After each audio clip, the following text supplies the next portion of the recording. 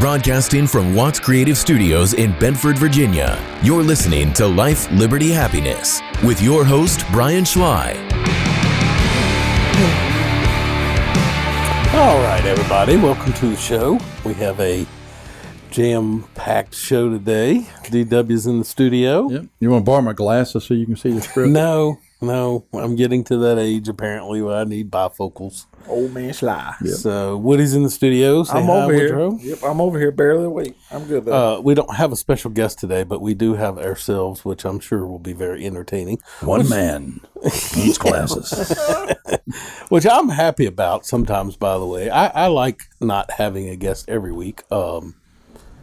Sometimes it doesn't work out. We had one scheduled this week and they backed out. But who backs out I'm this not show? going into that. We're not going to trash. I'm not going to trash. Well, I'm just saying. Was it Megan Kelly? No. Megan. She did. No. Hi, Brian. Happy to be with you. Oh, she's on. Never mind. So She's doing DW's podcast, right? DW? Yeah, that's right. but we've got plenty of things we can talk about. I had a trip, so we can go over my trip to Charlotte Motor Speedway. Well, this would be a good show because you've been accused of like to hear yourself talk. So That's right. There's people. That's one way to quiet people down. So anyway, over the last couple of weeks, DW, we haven't had any answers to our trivia questions. Actually, I got an email today. Let me look at my email. Okay. I had a person say that they won. They said, I would like to pick up my winnings from 2 weeks ago for the Liberty University football question coach. Tom Dowling was the answer. Is that true?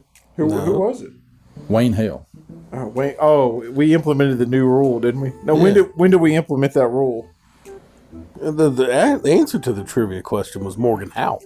Okay. Oh, sorry, Wayne. So maybe that's why he didn't win. Yeah, you can join the ranks of Larry the Loser. Yeah. But anyway, hey, what was I gonna? I was gonna tell you something. I gotta go to this messenger. Coming up.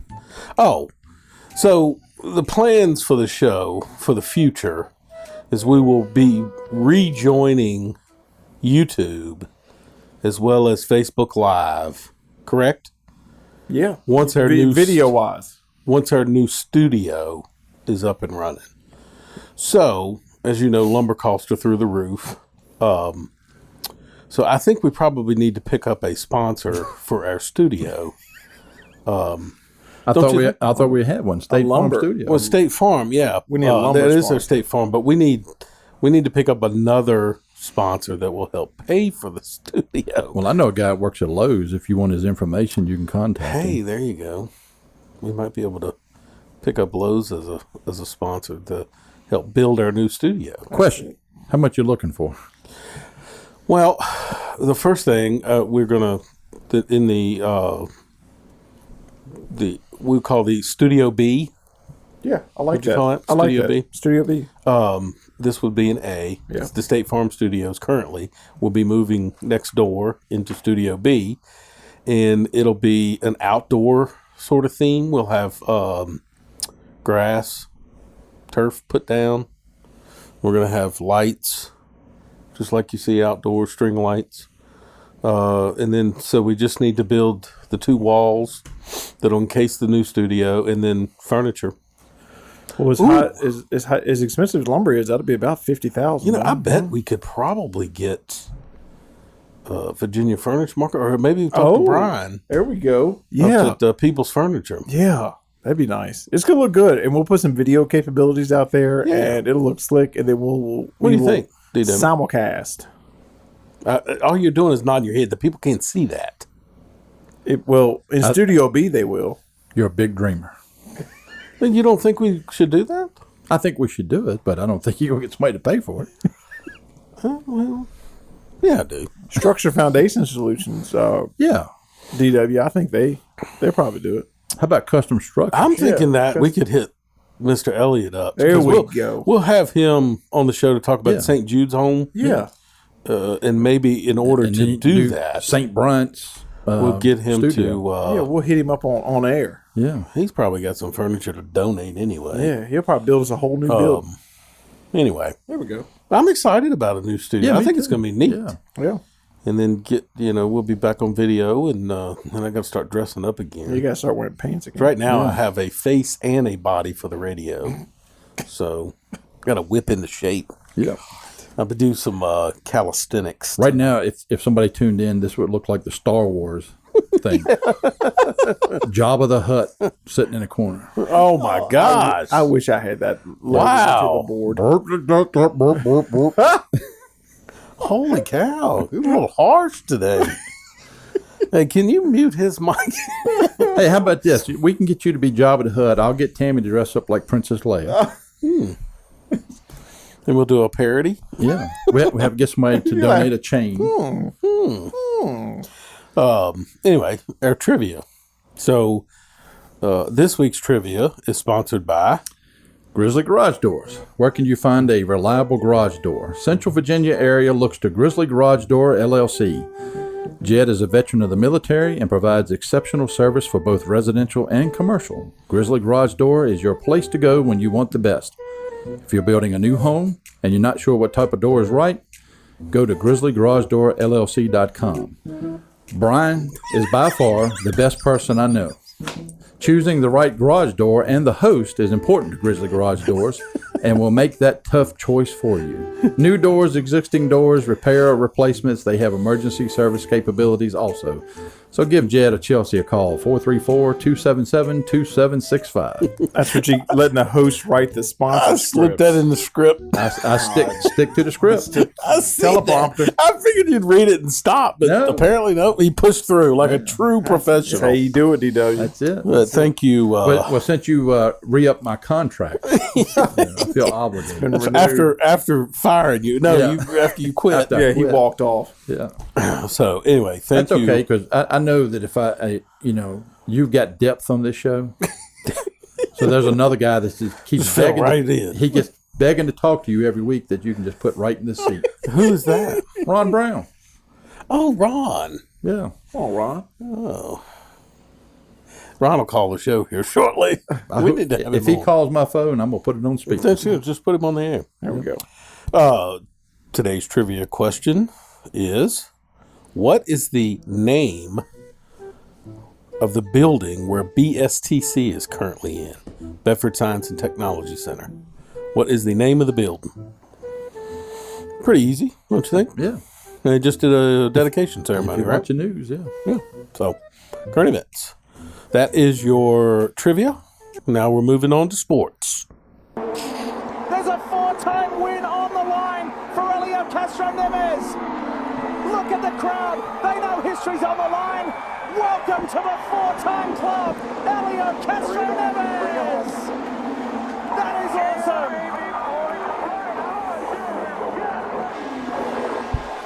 That was, Speedway. did you watch that, DW? Indy 500? I watched some of it, yeah. I'm going to tell you what. And I definitely watched the end of it. I was pretty impressed. Out of all the Indy 500s, that one, man, I loved watching that one. Yeah. Pretty impressed, being in a one-off race. That Yes. they come back to race, So the question is, did they build that good of a car or did they lease it from another team?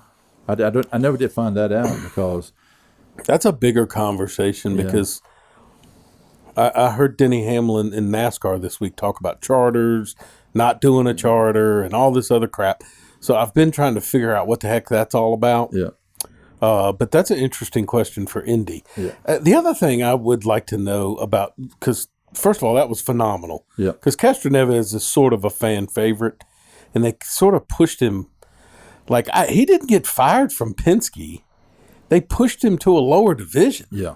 Like, that's, to me, could you imagine in NASCAR taking, one of Martin Truex Yeah. and saying, hey, you're not going to be put you in we're gonna- Xfinity. no, worse than that, I think they put him like a truck. I mean, Yeah.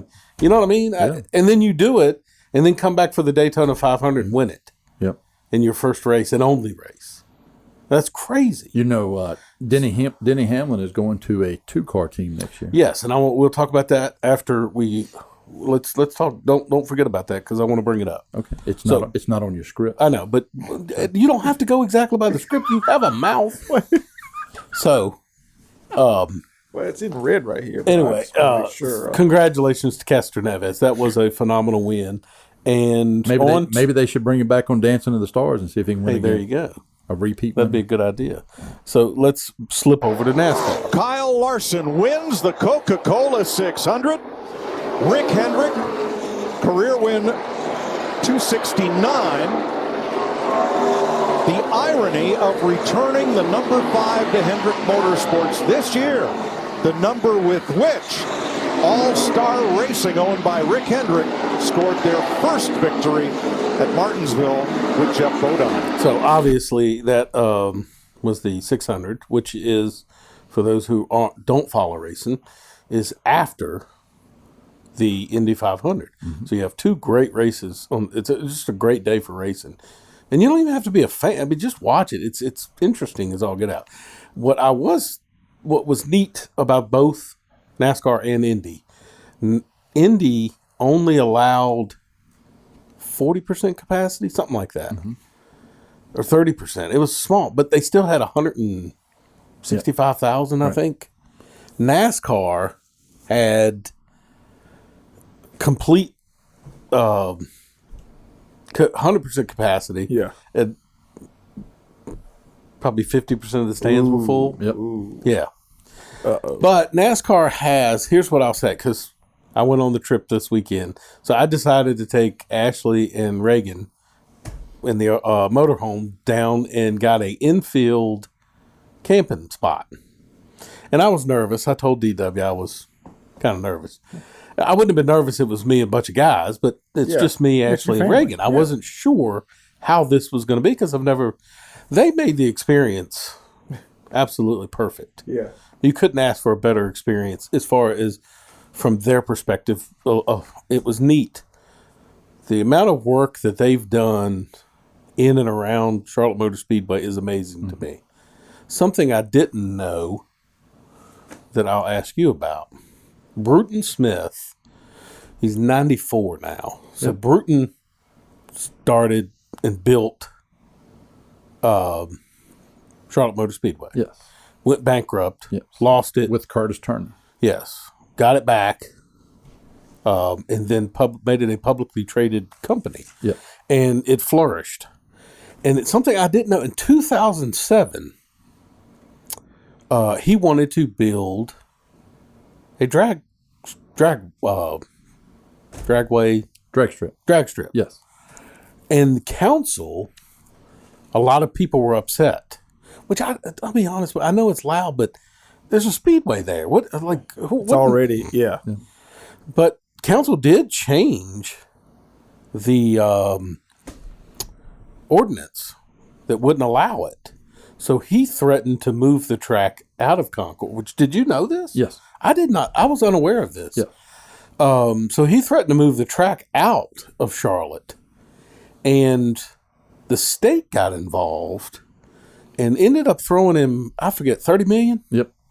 to keep it where it's at, and then agreed to do a bunch of upgrades, which I will say the upgrades that they did are absolutely phenomenal. Getting in and out of that track now, I know it's not the amount of fans that we were used to when I used to go all the time, but like literally they've made an access road from in the infield. You go through the tunnel, and then you can get pretty much almost all the way back out to the interstate without seeing traffic. Did you see the landfill on the backside? Cause Yes. The whole backside's a landfill. Yes. And all that where the speedway is used to be a hog farm.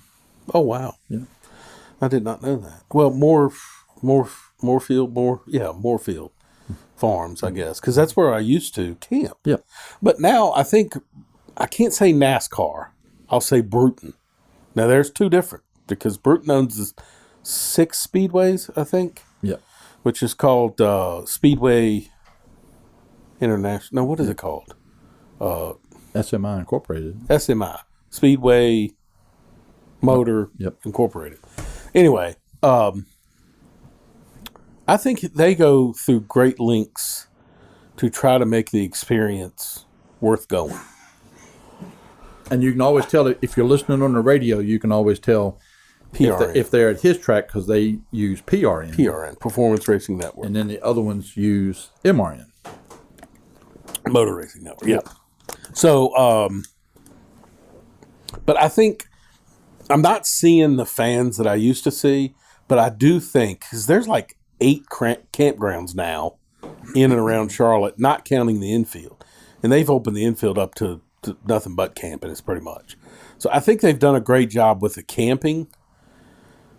You're just not seeing the stands full like it used to be. And I don't know how they fix that. Do you think it'll get back to the way it was? Or do you think this is a cultural shift? Here's what I think, and this is my personal opinion.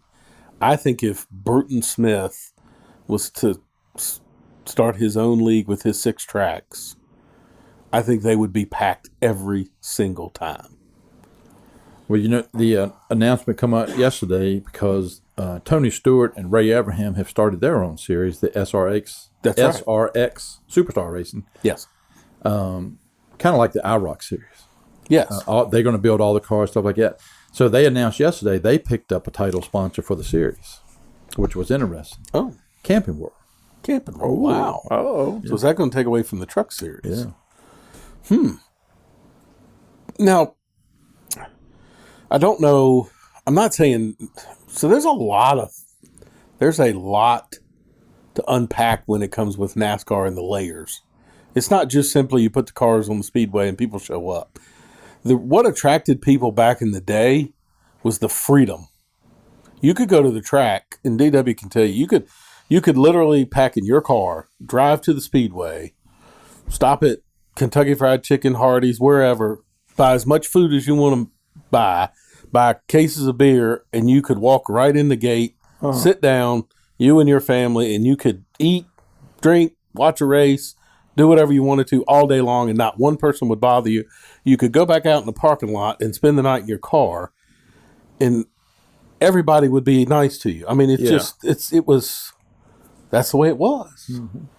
And then all of a sudden, ticket prices started getting higher. The connection with the driver to the fan and to the sponsor. That's the part I think NASCAR forgot about, is not the connection with the driver and the fan, but the driver and the sponsor was massive. Mm-hmm. And I think they forgot about that. Like, I didn't know this until just recently about the Pepsi and the Coca-Cola. Mm-hmm. So Trent and I blame Jeff Gordon for killing NASCAR. That's just, listen. A lot of people do. Well, there used to be a certain way. Yeah. I mean, you started in dirt, you started in kart, you kind of worked your way into, in Busch Grand National Series if you were lucky. And you didn't race a year there. You raced years there. And then you had to know the right people to get a ride. He sort of went to a driving school. They said he was good. Well, he drove karts and open wheel stuff. He did. Yeah. But he sort of ushered in the team side of NASCAR. Am I right? Yeah. I mean, before him, there really wasn't teams. You just had single car. Junior Johnson used to have 2 teams. He had the 2 Bud cars, the 11 and 12. He had Neil Bonnet and Darrell Waltrip. Yeah. Petty had 2 cars, always, or 3 cars. Yeah, but they weren't any good. No, You just trying to hate on Jeff Gordon? No. Well, here's what I will reason. say. Coca-Cola outbid Pepsi to become a major sponsor in 92. And basically, Pepsi went with Jeff Gordon and became a big sponsor of Jeff Gordon. Yeah. And then eventually Pepsi just works itself pretty much out of NASCAR. And I didn't know this. Monster Energy is owned by Coke. Yeah. Mm-hmm. And so when they became the main sponsor of NASCAR, I think Pepsi really took a backseat. Yeah. And again, that was a big sponsor that was connected to the fans. So anyway, I don't want to go laboring too long. I've always said back in the day, after the unfortunate incidents of 9/11, the NASCAR community was so strong and everything. If you would have told announced it at a NASCAR race that Osama bin Laden was responsible for the death of Dale Earnhardt, they probably would have killed him within 30 days. Oh, there's no doubt. There would have been a bass boat Yeah. with a cooler going across the That's a damn truth. No, there's a lot of truth to that. It was a real connection with the drivers, but also with the sponsors. Mountain Dew was a big. I mean, you connected that way, and there was merchandise was being sold by the millions. And like if say DW went to Martinsville and he went to the merchandise trailer, right, and then he went to Charlotte next week, he was going to meet the same guy that was selling the merchandise or woman, and they knew each other. And in the next race, and the next race, and the next race, because like when this was our first time camping, and our next door neighbor, Danny, came over and chit chatted, and turn that generator off. no, he was really nice, and Danny said he went to 13, 14 races a year. And that was not abnormal for people. But I just think NASCAR has grown away from its fan base because the TV money came in, and they just don't care about. I shouldn't say they don't care. They don't cater. All right. So the difference is Bruton Smith and his group. I literally think, and I know this for Bruton, will do anything for his fans. Do you remember the time he stood on top of Charlotte Motor Speedway and threw 10s, 20s, and $100 bills out in the grandstands? Oh, yeah. They used to have some of the best shows before a race. Absolutely. I mean, he wanted fans to have an experience. Yeah. NASCAR has gotten away from fans having an experience. And I've noticed, at least with Charlotte Motor Speedway, and I think Bristol's the same way, they're getting to the camping experience of trying to get the whole family there. And they've even set up campgrounds where it's family only, where no alcohol is involved. They've catered to as many outlets as they can. That was my camping trip. There was no really, outrageous moments or anything. A lot of high fives. I did enjoy. I like being sober and watching the drunks the next morning or even that night. So we were literally backed up against a wall that on the other side of the wall was the bathhouses, which are really nice, by the way. The trailer, or the 2 spots down from us, was a old van, and then a bunch of group that kind of came late, and I can't explain. They pulled their trailer was there before we got there, right? No one ever went in the trailer. They showed up an hour before the Sunday race, and then they left right after the race and pulled the trailer out. So I figured out what the heck went on there. Mm-hmm. But watching them after the race, their group, one of them went behind. So behind our trailer, literally directly behind it, was the police station. They have a mobile police station. So it's probably 15, 20 police officers in this mobile station. This dude stumbles out behind the camper, and he's going to take a piss, right? Yeah. Now, if he hops the wall, which is 4-foot wall, it wasn't, and walks 10 feet, he's in the bathroom. So he goes to pee, and then he realizes that the police station is right there. So then he shimmies to the right and then realizes, crap, that's where all the other people are. So then he shimmies around a little further and realizes, I'm in the middle of a freaking campground. So by that point, he just zips it up and moves on, I'm just over there laughing. But and one last thing on your trip, and you don't have to go into a 30-minute answer. I won't. We've been on NASCAR. So this was your first experience of taking the headphones and listening to the driver. Oh, it was great. And the crew chiefs. Yeah. So you really enjoyed that. I really enjoyed it because it gives you a different perspective, especially when you hear different drivers, how vulgar they can get. Yeah. And yell and scream at their team. Yes. I know sometimes I'm there and I listen to different drivers, the way they talk to their crew. If I worked on that crew and they pulled in there, I'd punch him right in the damn throat. I agree with you. Yeah.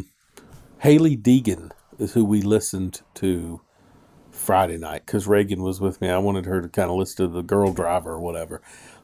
She very rarely spoke. TJ Majors is her sponsor or spotter. He spoke constantly, never stopped coaching her. You could tell they were trying to coach her through it, and she did okay. I think she finished 15th. But she came out of the pits, and she did something when she came out of the pits. Spun the tire or something. And anyway, she said, "I'm sorry," and he said, "I don't want to hear you're sorry," or something. He said, "That's for people who can't drive. You're a driver in the process. Yeah. I'm not going to ever be mad that you're trying hard. Right. Stop apologizing for being." I mean, he was jumped. I mean, he let her have it. Yeah. So I thought that was interesting.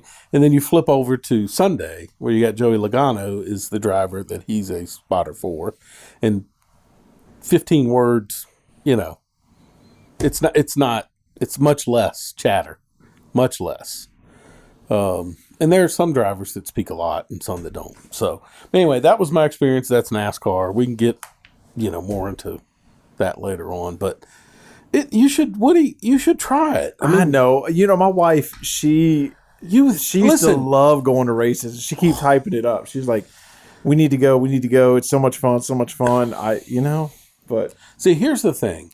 There's perception and there's reality. Yeah. The perception was that it was a redneck sport. The reality is, if you went, you can label it redneck. Yeah. The people that I meet are the salt of the earth. Yeah. They're wonderful people. Are there idiots? That's at every place you go. I mean, if you go to a Liberace concert back in the day, there were idiots. I mean, it doesn't matter. But they weren't all a bunch of rednecks. They were everyday people. Oh, she said the race. It's like kind of like what you said though. She said the race was secondary. Yes, and it was just an event, and then they would go with, like you said, a cooler, everybody in the stands having a great time. You sitting with strangers having fun, and yeah, the race is going on. But I mean, you hear them go by, zoop, and then they're gone for a little bit, and then. But it's like you said though. It was more of an event, and that's what she remembers of it being. There were strangers, but here's the thing. If you had season tickets, they weren't strangers.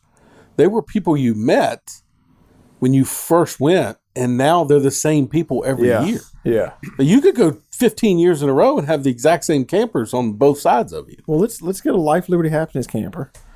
There you go. We'll put a wrap to a on the race. door. Yeah, go to a race. We'll do a remote out there. I am going to reach out and see. I got to find somebody who knows. I think Dale Jr. would be a good guest, only because his podcast, and I'll plug his podcast because it's phenomenal. Not that anybody is listening is, but he would be great just because he's part of NASCAR, but yet the dude has no clue who he is. Yeah. When you watch his podcast, he has no idea that he's Dale Earnhardt Jr. Yeah. He just thinks he's a regular Joe that nobody knows, and it's hilarious because he's Dale Jr. I mean, he'd be great to have on. We'll try. I mean, all he could do is say no. That's right. I guess we'll reach out to Kelly because she's the one that decides what he does. So, anyway, what I found interesting about the race, the Indy 500, was Castroneves won, and he is 46 years old. You just had Phil Mickelson win the PGA, who was 50 years old. And, of course, Tom Brady won the Super Bowl at 43.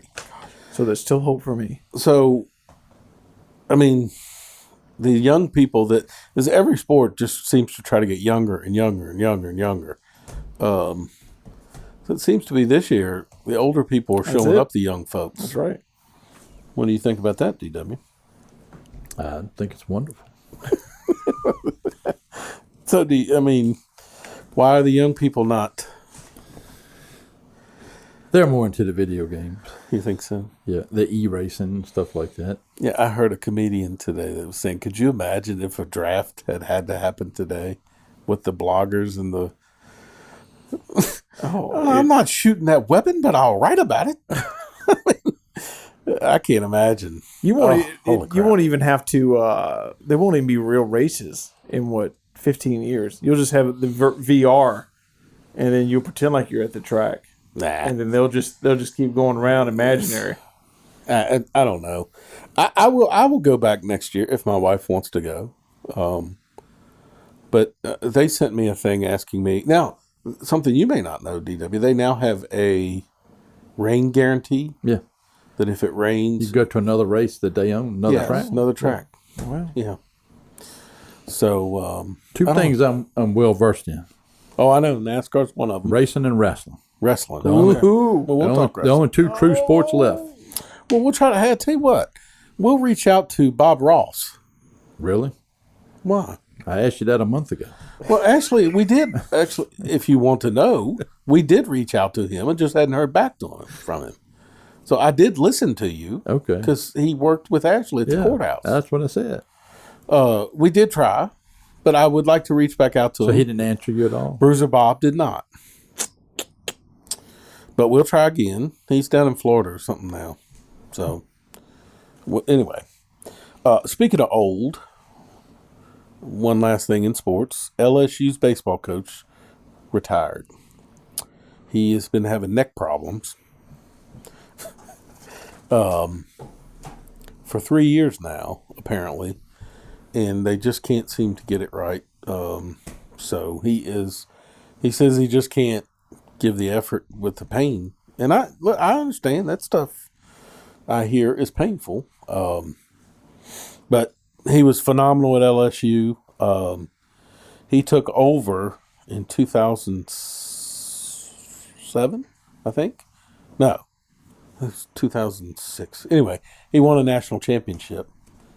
And then he spent, I saw that earlier today. Somebody just showed me a picture of Coach K is retiring. What? Coach K too? Not this year, but at the end of this coming up basketball season. So Man, that's an end of an. Oh my God. But anyways, Paul Maneri, who's the coach of LSU, is retiring. So we'll wish him well in his. You got connections at LSU. Maybe you can get him on the show. You know, I did say something to Logan because he does work with Coach Smith on the offensive side of baseball for LSU, and something he didn't think about until I had to remind him that basically you do realize you work for Coach Smith. There's a possibility a new coach may not retain Coach Smith. Yeah. So you might want to get to know some more people at LSU besides Coach Smith. But, I do pull for LSU baseball. They're getting ready to play in the tournament here shortly. So good luck to them. And Coach K is retiring, to mention that. But they've already named his replacement. Bet you didn't know that, did you? Who's that? It'll be a coach in waiting, which I am not a big fan of.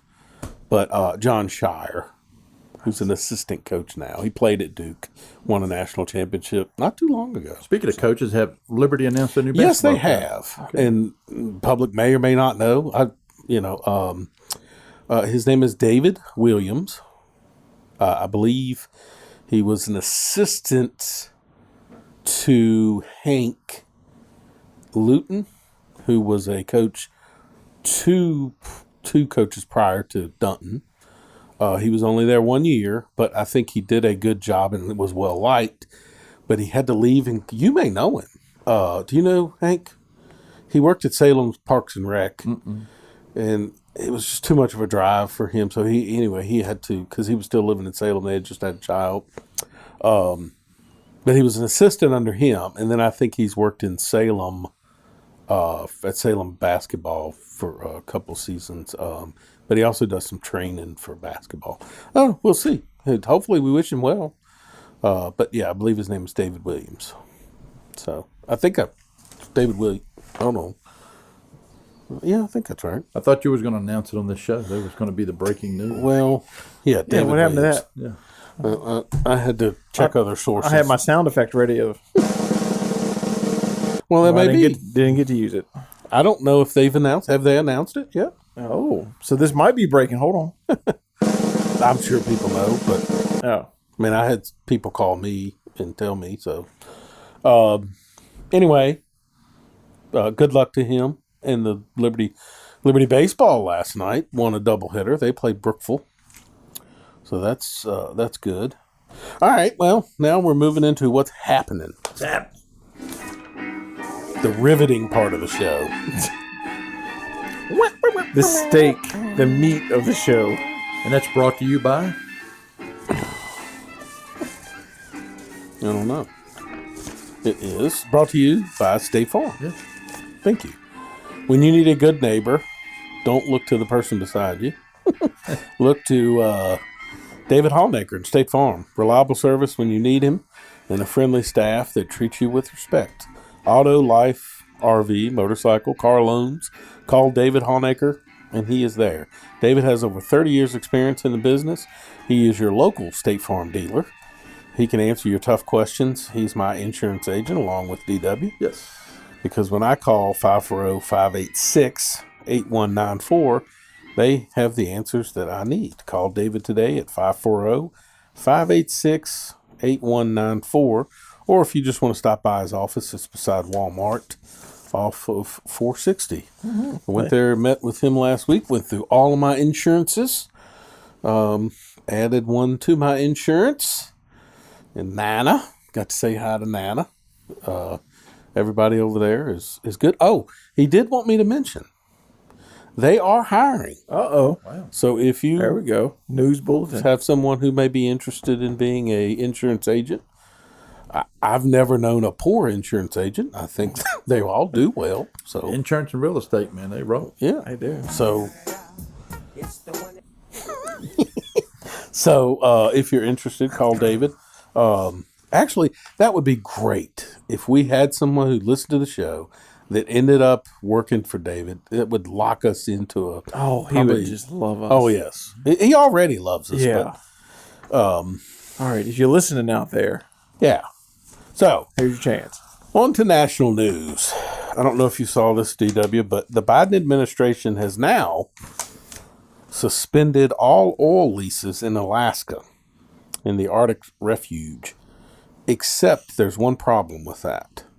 They've done it, but it's against the law. They actually protects under the Trump administration.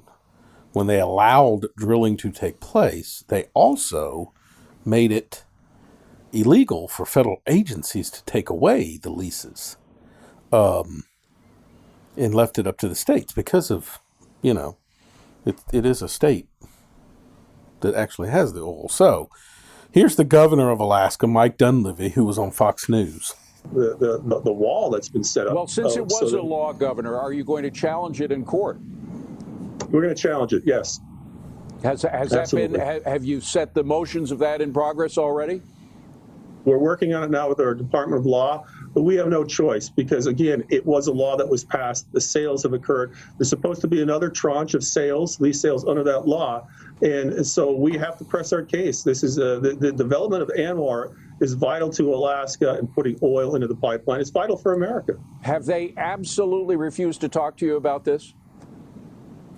Haven't had really any conversation with the administration. We're reaching out. We're trying to get something set up, but we'll keep pressing our case. You did talk to the Secretary of State about the rare minerals, but you didn't mention to him, by the way, can you do something about the oil leasing? We did, and he said he would pass that on. And we also mentioned to him that there's a lack of dialogue, and we hope to improve that. So he said he would also talk with us. So hopefully they can get that squared away with the oil leases there in Alaska. I don't know if you knew this, either one of you. No, probably not. But in Alaska, if you live in Alaska, you get a check every year, I think it is, once a year, and it's oil. Basically, you just have to be a resident, and you get a check annually from the oil industry. Huh? Because you live in Alaska, and that's something they set up. The state did, and it's been like this for a long time. And you just get a check from the oil industry. Stimulus check. Basically, it's just saying thank you for allowing us to drill oil. Yeah. But it doesn't work if they don't allow you to drill oil. So, anyway, DW. Yes. JBS Foods was hacked. I saw that. They produce nearly 20% of all U.S. beef sales. I'm sure meat prices will go up, and we'll see people rush to the store to get meat. It certainly is a big bun. It's a very big bun. Big fluffy bun. It's a very big fluffy bun. Where's the beef? Some hamburger places give you a lot less beef on a lot of bun. Where's the beef? At Wendy's, Do you remember that? Hamburger, you might as The well Where's call the the Beef same commercial? hamburger. Where's the beef? That old woman. Where's the beef? That's a classic. So that's interesting. I mean, Ooh. I asked this question to one of my employees today, and I'll ask you this, DW. If they've hacked your information, so let's just use Structure Foundations as an example. If they've hacked my computer and my server, and they're telling me I got to pay millions of dollars to get it back, do they honestly think if I give them $2 million that they don't have my information? They probably hacked your stuff and they probably mailed you a check for $50. I felt bad for you. Yeah, they would if they were buying, yes. But, I mean, why do the people pay the money? I mean, they've already got your information. Yeah, I agree.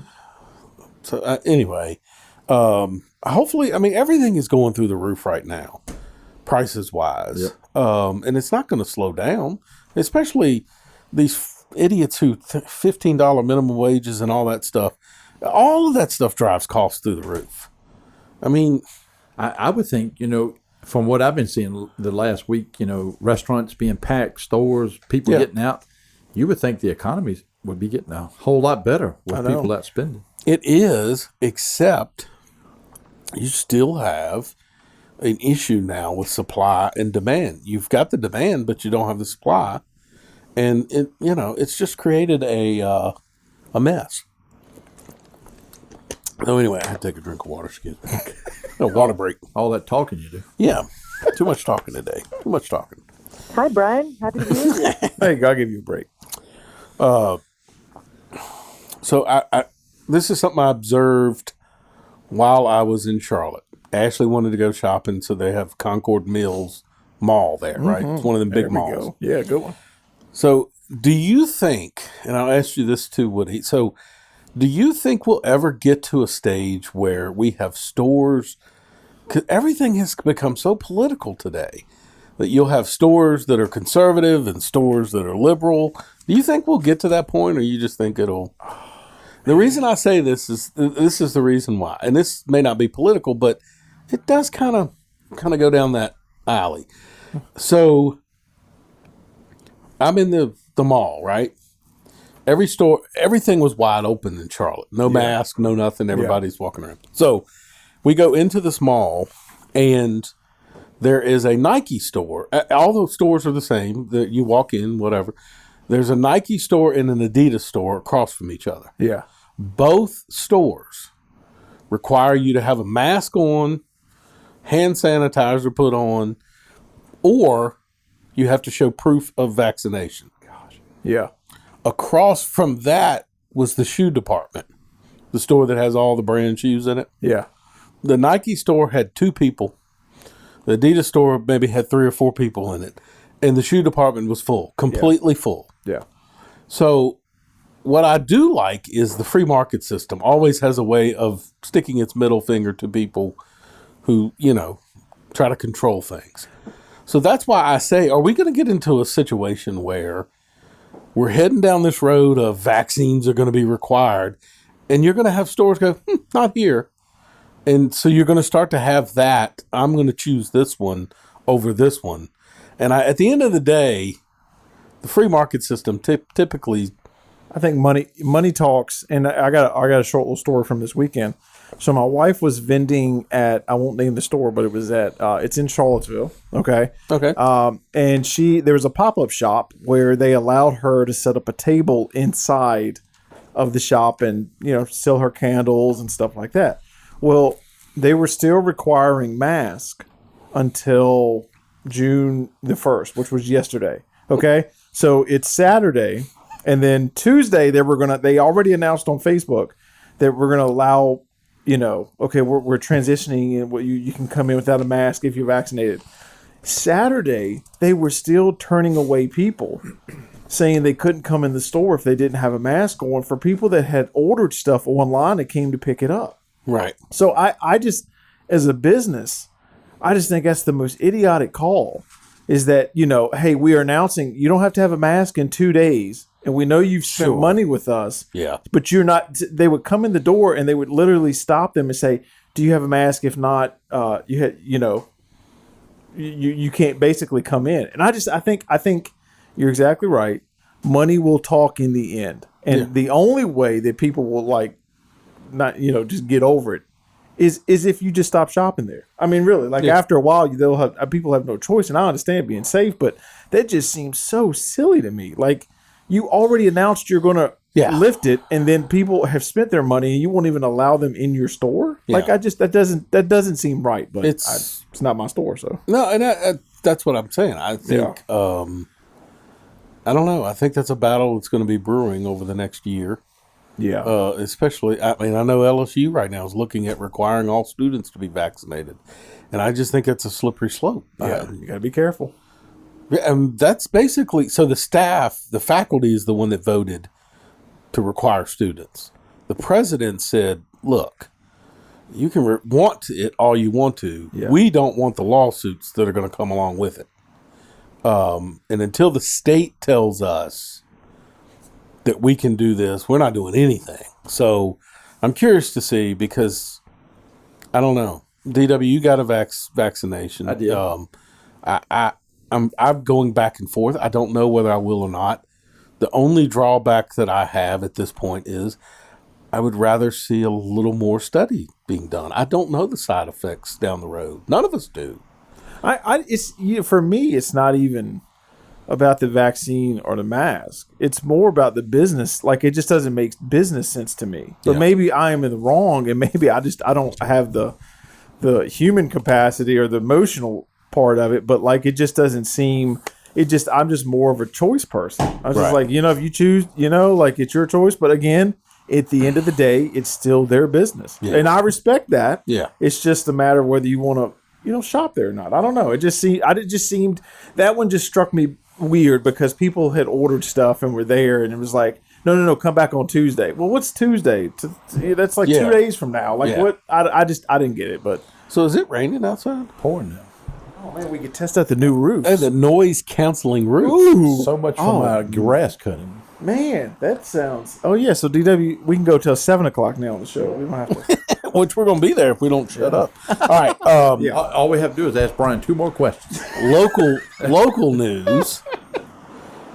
Former baseball coach at Liberty High School, Jim Cutler, has released his book. Oh. And it's called The Life of Mr. Baseball, Stories from Coach Cutler. It should be a good book. It's not extremely long, but it's just short stories, basically, of his... how many years did he spend at Liberty? Probably 38 years, I would say, maybe. 37, 38 years at Liberty. Yeah. Coaching. So it should be a really good book. Good. You can get it at Amazon. Good for him. Somebody said they're trying to call in. Oh, look, I do have a caller. Sorry about that. I was off in another world. Jeez. We need a new engineer. Hey, we're hiring too. Life Liberty Happiness is hiring a new engineer. All right. You're on the air. Hey, this is Wayne. Wayne. I'm a little offended by your comparison there on the trivia question.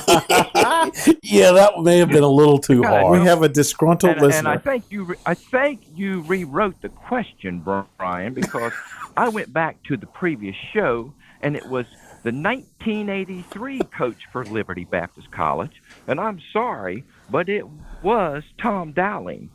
Morgan Hout didn't come into 1984. Well, I'll have to go back and look at my notes. Yeah, we got a fact checker here. Uh-oh. Here we go. Here we go. Dueling time. I'll have to go back and look at my notes. I'm a little hurt. Well, don't be hurt. and I can't. I may have overstepped my bounds with comparing you to Larry the Loser. So yeah, that may have been a little rough. A severe insult. I sent the correct answers in, and I've dedicated them to Larry, but it doesn't seem like you're giving me. No. Well, we do appreciate you calling the show, by the way, and correcting us. Because, listen, it does happen at least once a year. I do I am wrong. My wife will tell you that's more than that, but I never. Somebody showed me He last tells me year. that already.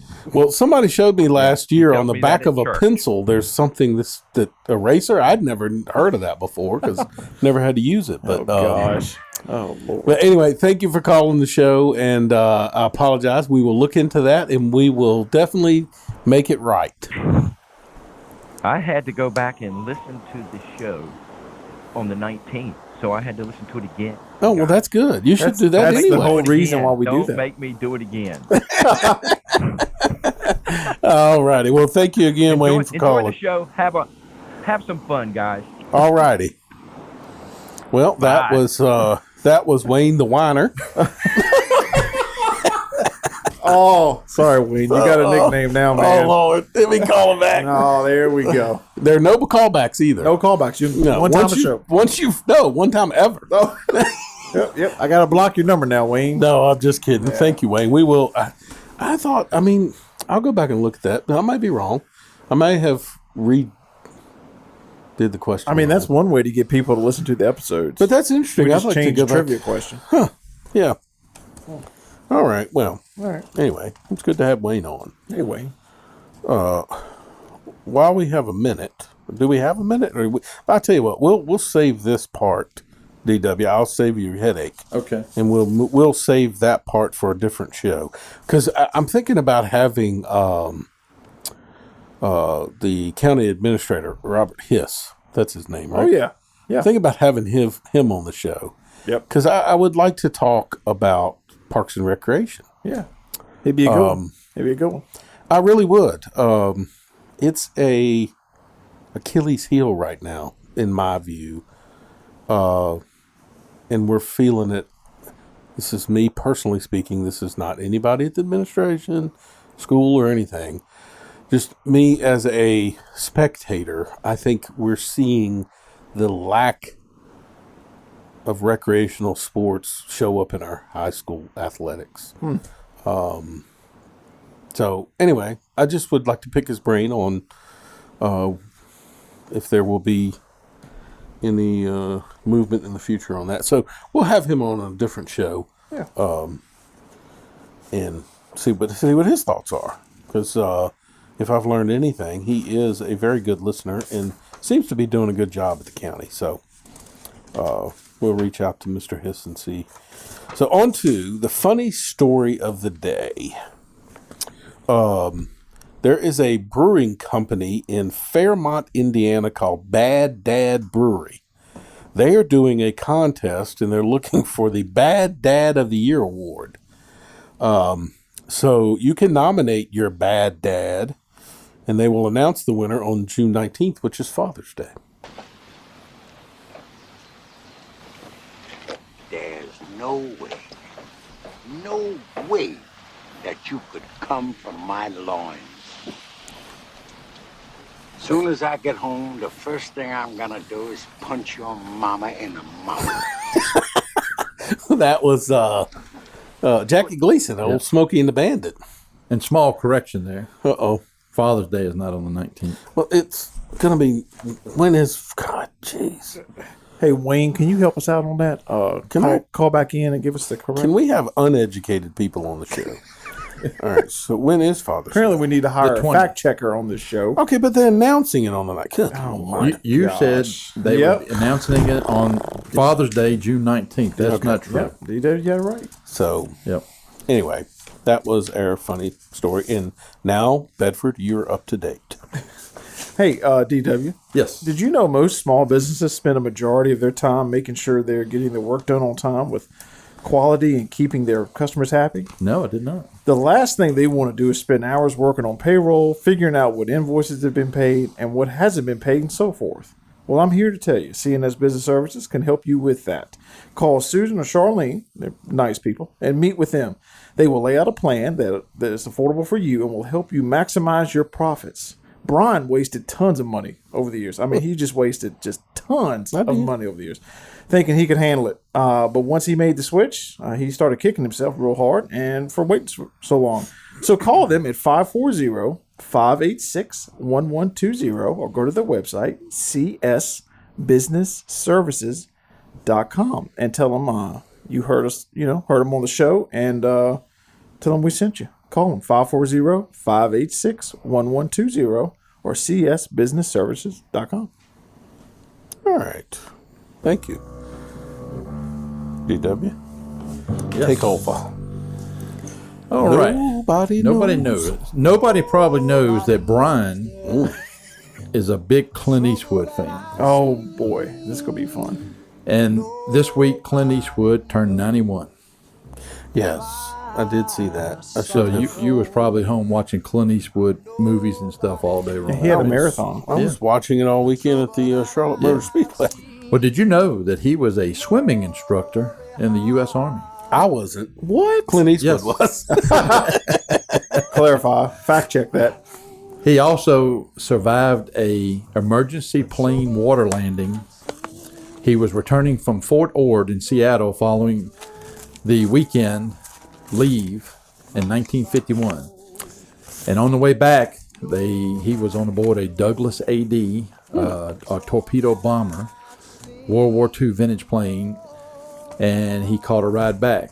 Everything went wrong. Radios went out, oxygen ran out, and finally ran out of fuel. And so his swimming instructions come in handy because he had to swim to get out of there. Very cold water.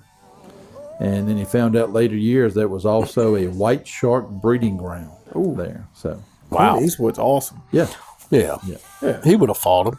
He desperately wanted to play Charles Lindbergh in The Spirit of St. Louis. So much that he wrote Billy Wilder a letter begging him to get an audition. Did you see, before you go any further, did you see his latest movie? Did you finally? You didn't watch it? No, I don't watch Clint Eastwood movies. You're so stupid. Sorry. It's a great. I thought his last one, I think it was The Mule, was phenomenal. Yeah.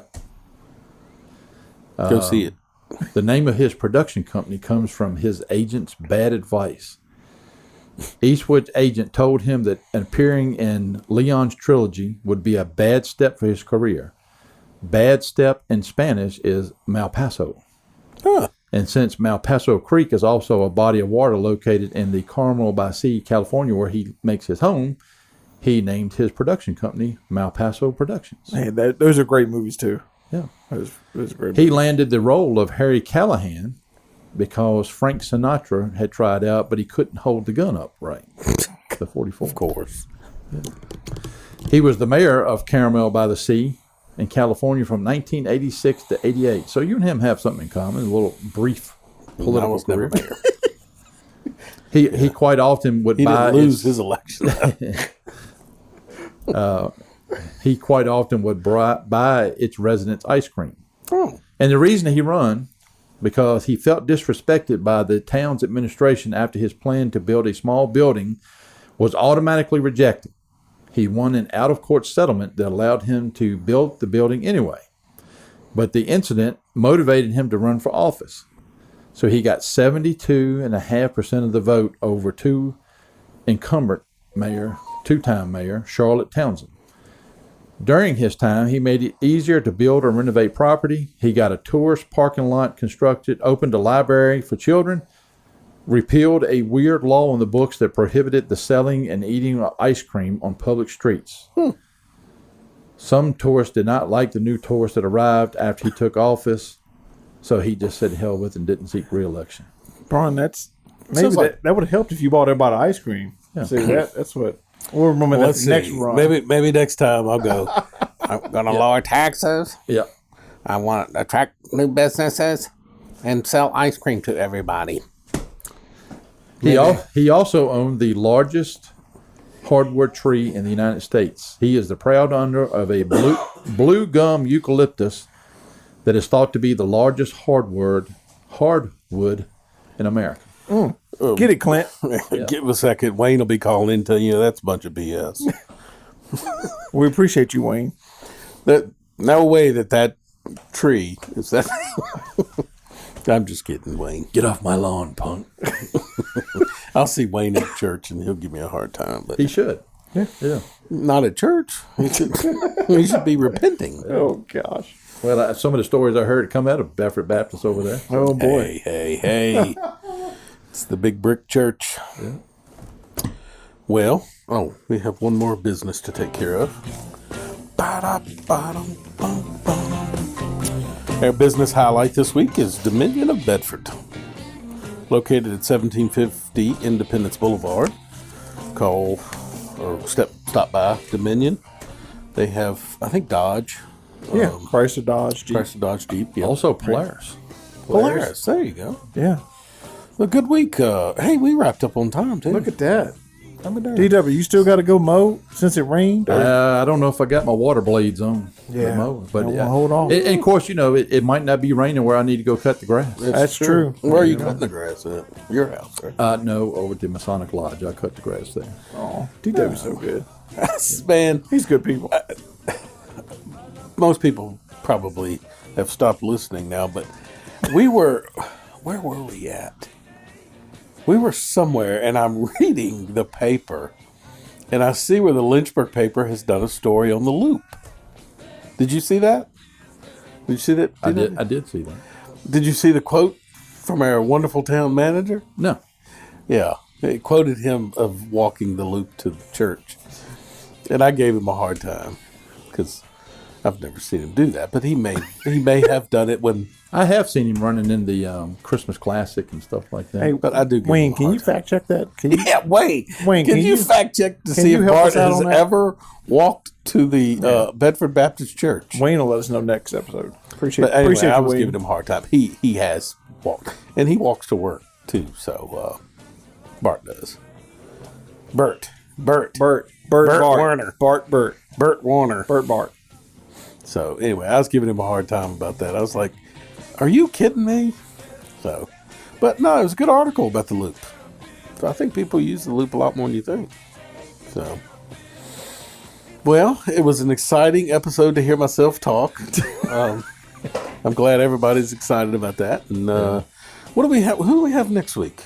I'm going to the beach next week, so I don't know who you have. I think we might have Will Stafford next week. Okay. Right. Oh, fun. Meteorologist Will Nice. Stafford. Okay. Oh, shoot, I hate to miss that. He's a fun guy. Call Andy. Well, you on vacation, you rest. I know Don't worry about the June 23rd, we'll have Abby Johnson from Bedford County Fire and Rescue. That's right. Yep. We got some good people lined up. Yeah. Yeah.